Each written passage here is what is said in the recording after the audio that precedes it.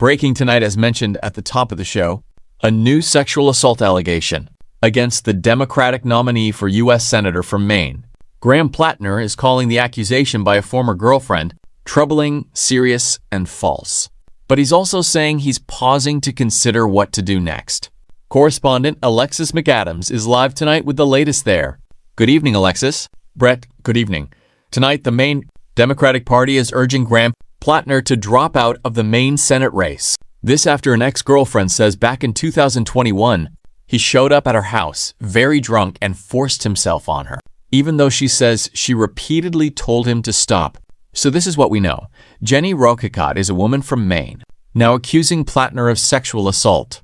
She talked to Politico in a new report saying, "I remember him grabbing my pelvis and being really forceful on me.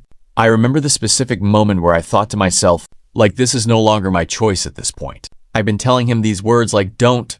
She recalled, and Rokicott also told Politico, she tried to separate herself from Plattner by telling him she could not be in that room anymore, after which she says, he just followed her to the bedroom and had sex with her against her will. Plattner denies the allegation and says he is weighing his options. Any accusation of non-consensual behavior is categorically false, regardless of the inaccuracy of the reporting. But mindful the political reality will inflict, we are taking the time to reflect on the best path forward for the state that I love. But it's important to point out, this is not the first controversy for Plattner's campaign. He had a Nazi symbol on his chest. That was a tattoo he later removed. Then the allegations of physical abuse, and he was sexting with other women while he was married. But despite all that, Democrats stood by his side until tonight.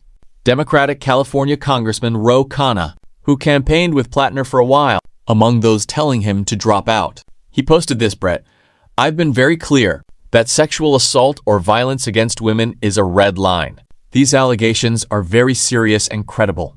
Grant Plattner should drop out from the race. I'm withdrawing my endorsement.